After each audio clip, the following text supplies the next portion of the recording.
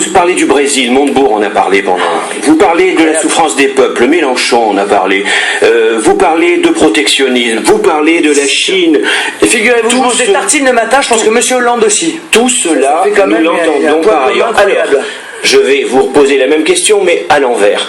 Que dites-vous que les autres ne disent pas en dehors de « je vous l'avais bien dit et j'ai été la première » ? Qui parle de protectionnisme aux frontières de la France ? Tout le monde.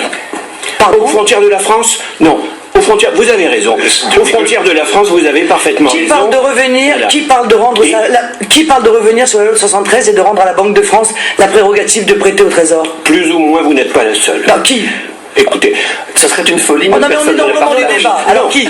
Alors écoutez, on ne va pas faire une bataille de noms. Ah si, monsieur, permettez-moi, monsieur. Non, c'est trop facile. Non. Vous me dites que tout le monde dit la même chose et qu'est-ce que je dis de différent ? Je vous dis qui propose de supprimer la loi 73 et de rendre à la Banque de France la prérogative de prêter au Trésor. Vous pouvez nous conduire sur un point particulier si vous le voulez. D'ailleurs, vous c'est un point essentiel de mon programme, monsieur. Non, je vous dis que la question de rendre aux États la main sur une banque nationale ou sur les banques, c'est une question qui est générale. La question des banques, vous n'êtes pas la seule à la poser. C'est une plaisanterie, monsieur, puisque par définition, tous ceux qui ne proposent pas la sortie de l'euro ne proposent pas que nous maîtrisions la banque. Excusez-moi. Bon, alors qui propose la sortie de l'euro ? Eh bien, alors c'est que vous n'écoutez pas les débats qu'on entend partout. Qui propose la sortie de l'euro ? Parce que si la question des banques n'a pas été abordée,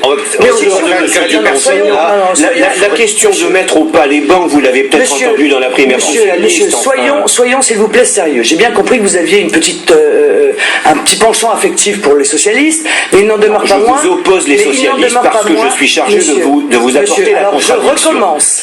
Qui propose la sortie de l'euro ? La sortie de l'euro. Alors, la sortie de l'euro est un débat permanent. Non, il n'a pas l'antériorité, c'est nous qui l'avons.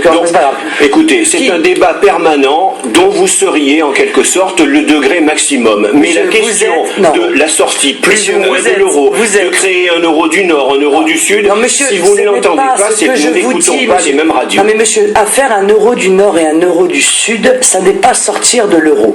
Vous êtes éminemment gêné parce que vous êtes arrivé sur un terrain où vous êtes en train de vous enliser. Le terrain sur lequel je voudrais que vous me répondiez, c'est que dites-vous que les autres ne disent pas, monsieur, et vous ne dites pas grand-chose que les autres ne disent pas. Eh bien monsieur, à part que vous portez peut-être à incandescence des choses qu'on entend partout. Monsieur, je vais vous dire précisément, non, mais parce que c'est trop facile ça. Moi je veux aller au bout de votre illogisme et de vos contradictions. Qu'est-ce que je porte comme politique ? Parce que moi, ce que pense, si vous voulez, tel ou tel analyste ou économiste d'une banque, ça ne m'intéresse pas. Dans la classe politique française, qui est pour la sortie de l'euro ? Moi et M. Dupont-Aignan qui est à 1%, que j'espère d'ailleurs pouvoir convaincre de me rejoindre. Qui propose la suppression de la loi de 1973 ? Je suis la seule. Qui propose des protections aux frontières françaises ? Je suis la seule. Mais le fait d'être seul vous paraît une garantie de bon sens et de sérieux ? Peut-être aussi parce que c'est moins raisonnable. Mais monsieur, excusez-moi, je réponds à la question de votre confrère. Il me dit il me dit, vous n'êtes pas la seule à dire ça. Je vous étiez deux, à savoir vous, Nicolas Dupont-Aignan et les seuls. Voilà, c'est tout. Donc sur l'échiquier politique, par conséquent, vous avez tort, je suis désolé, ça peut arriver.